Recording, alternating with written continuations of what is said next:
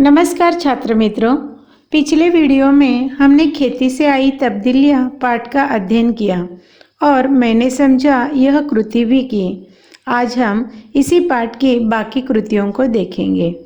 पाठ की पहली कृति है पठनीय। इसमें आपको बालवीर पुरस्कार प्राप्त बच्चों की कहानियां पढ़ने के लिए कहा है।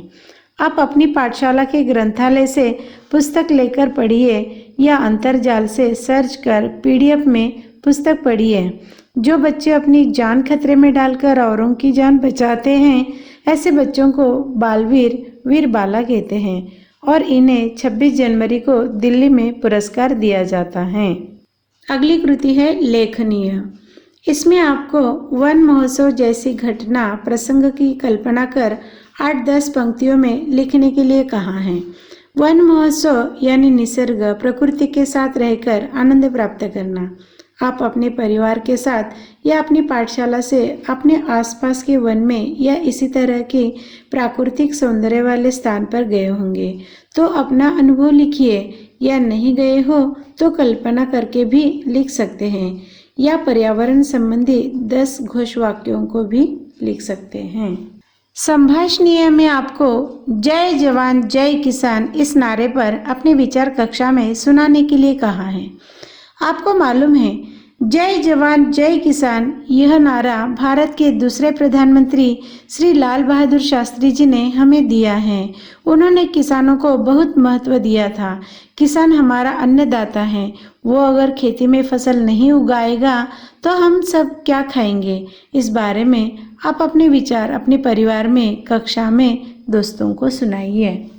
श्रवणीय में आपको रेडियो दूरदर्शन पर जैविक खेती के बारे में जानकारी सुनकर अपने परिवार में या अपने दोस्तों को सुनाने के लिए कहा है।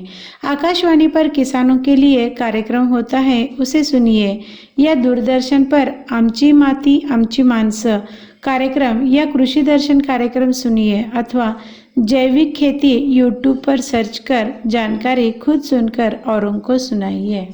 मौलिक सृजन में आपको कृषि क्षेत्र में किए गए नए नए प्रयोगों से होने वाले लाभ लिखने के लिए कहा है। उसे आप अपनी कॉपी में लिखिए। जैसे मृदा परीक्षण, इससे किसानों को अपनी खेती की जमीन में कौन कौन से मूलद्रव्य हैं, किस मूलद्रव्य की कमी है और इस जमीन में कौन कौन सी अच्छी फसल आएगी, इस बात का पता चलता है। इसी तरह के और प्रयोग हुए हैं, उनके बारे में जानकारी प्राप्त कर कॉपी में लिखिए।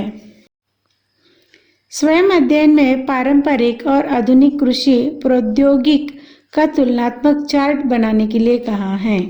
जैसे 1 एकड़ में गन्ने की पारंपरिक खेती से मिलने वाला उत्पन्न और उसी प्रकार की 1 एकड़ जमीन में आधुनिक तरीके से उगाई गन्ने की खेती में मिलने वाला उत्पन्न, इसका चार्ट बनाइए। आप कृषि मित्र मासिक या अपने आसपास खेती करने वाले किसानों से जानकारी प्राप्त कर प्रकल्प या उपक्रम बनाइए। स्वाध्याय में आपको प्रवाह तालिका पूर्ण करो, कारण लिखो, जानकारी लिखो, कृति पूर्ण करो, ऐसा कहा है।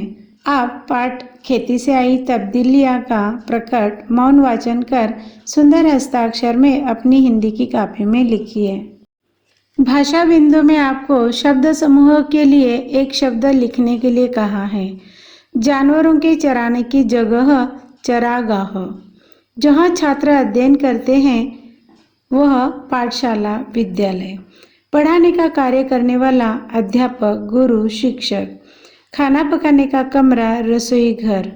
जिनके पास बहुत से अतिरिक्त रुपए हैं वह धनवान, आदि। इस तरह और शब्द समूह के लिए एक शब्द लिखकर संकलन कर उपक्रम बनाइए। भाषा बिंदु में वाक्य शुद्ध कर लिखने के लिए कहा है।